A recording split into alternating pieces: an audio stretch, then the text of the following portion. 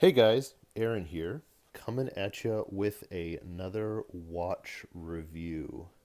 So, for those of you that don't know, this is the Oris 65 Diver. It's one of their heritage pieces.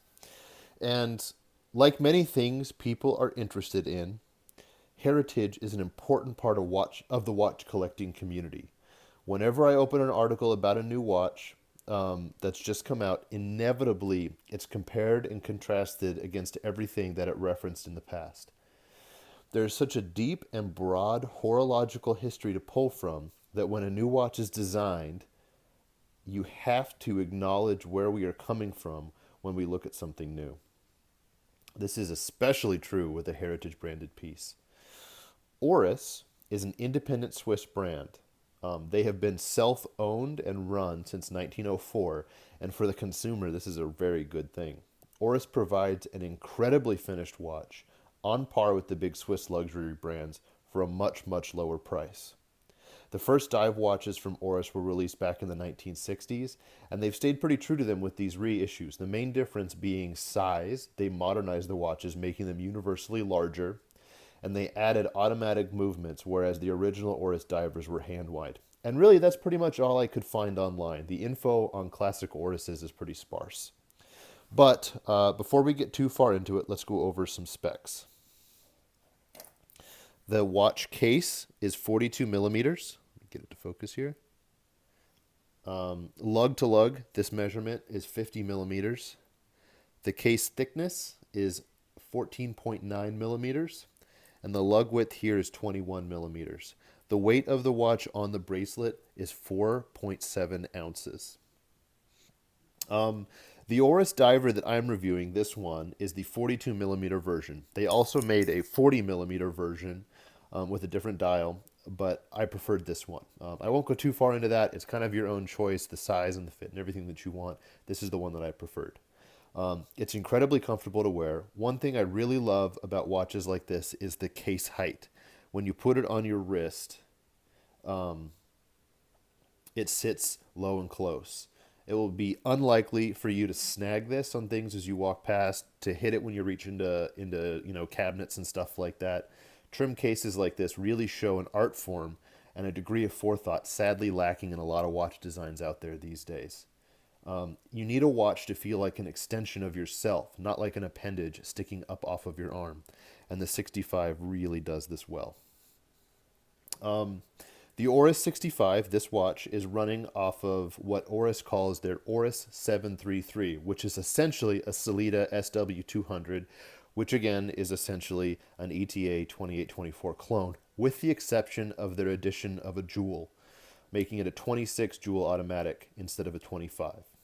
My experience with the 65 movement is pretty simple and easy to explain. It's keeping cost. Using the Hairspring app, which is the best method I have for testing the accuracy of my watch, it's averaging plus 0.3 seconds a day, which is more than I could ask for a non-cost certified movement. I'm sure that'll adjust as time goes on. I did buy this watch brand new, but for now it's excellent. So the Oris 65's dial is a very rich, deep blue, and it's very difficult to picture. It reads almost black. Let me adjust my lighting here, maybe. It's very, very difficult. It's almost like a dark navy in a way.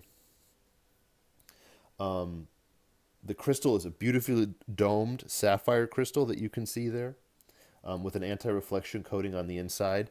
And the bezel is black, I believe aluminum insert with silver markers and numerals. The pip at noon is also loomed. Let me adjust my camera a little bit.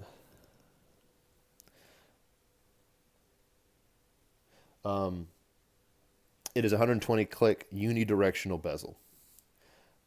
One thing that I have noticed about Oris watches, this and the other Aquas that I owned, is the way they finish their applied indices. They really catch the light. They make their watches almost have a jewel-like quality. The hands and the hour markers shine and sparkle in a way that's pretty unique to these watches I have found. This makes it easy to read, but also gives it a really lustrous quality that jumps off the wrist. It's a level of finishing that really sets this thing as a peer with some of the other big Swiss brands. Although perhaps without the name recognition, if that's something that's really important to you. The crystal reminds me of my old Speedmaster in a way. It's this immense bubbled sapphire crystal. The difference being is that it is sapphire instead of hezolite and will repel most scratches. One thing that I particularly love about this watch is the way the crystal just catches and reflects the world around it. Technically speaking, this isn't something that you would want in a utility watch, but from an aesthetic point of view, it really contributes to the jewel-like quality of the Oris 65. The lume is a faux vintaged lume. Not normally something that I would be really into. Oris has even done this on some watches like the Aquis Carlos Costa limited edition that had orange lume that I really, really did not like. But on the 65, it at least fits the overall aesthetic. If I could have chosen, I would have chosen to have Oris opt for a brighter, non-patinaed lume over what they did, since it's not really the brightest lume I've ever seen. It's functional on a dark night, but it's not the brightest lume. An interesting tidbit, I don't have a great way of showing it to you on camera, but the hands shine brighter than the indices. It's kind of cool, I guess. And lastly, the bezel. Pretty straightforward, traditional diving bezel, aluminum insert, the marks left bare so they contrast. It has nice serrated edges for good positive grip. It's a very positive clicky motion. You can see a little bit of the lume that way. Really, that's all there is to be said. It's functional. I like it. So, the strap and the bracelet. Let me get it to focus again. The 65 diver comes on a variety of straps and a steel bracelet. My favorite option is either the bracelet like this, or Oris makes an OEM NATO that comes on a deployant buckle. I think that's super cool. The lug width on the 65 is 21 millimeters, and I hate that. I'm not particularly sure why watch companies, in particular large Swiss watch companies, insist on using this width when it is clearly not a generally accepted strap width. Moving past that, however, the bracelet tapers to 18 millimeters at the buckle. It's a nice brushed steel bracelet. I have found it to be extremely comfortable to wear, and it looks really classy. I'll show you.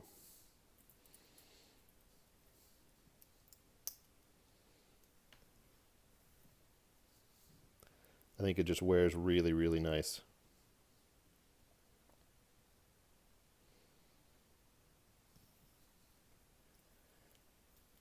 One of the interesting things that they have done about the bracelet itself is they've taken the top few lugs and they have styled them as if as a really vintagey, like riveted together bracelet. I think that's kind of cool. Interesting thing. It's an aesthetic thing. I kind of dig it. So my plan is to still get the NATO on the deployant if I can. I think it's a really cool touch. So let's round this up. I like the 65 diver. I think it's a great Heritage Series watch from Oris, and I think it would make a great watch addition to any watch collection. Inevitably, when I post pictures of this watch to watch groups, I get a response where people question the depth rating. As you can see on here, it is 10 bar, 100 meters. This watch is ISO 6425 certified. That is the diving certification for watches like this. They only need to be 100 meters deep. If you keep in mind that most recreational divers are going to not go below like 30 meters, that's 100 feet. So if you're doing like seriously hardcore diving, you probably aren't going to be wearing this watch. I would suggest you look at the Oris Aquis depth gauge. It's got a mechanical depth gauge on it. It's super cool. However, in terms of classy, heritage-inspired sports watches, I really don't think you can do much better than the Oris 65.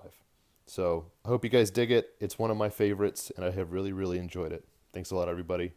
See ya.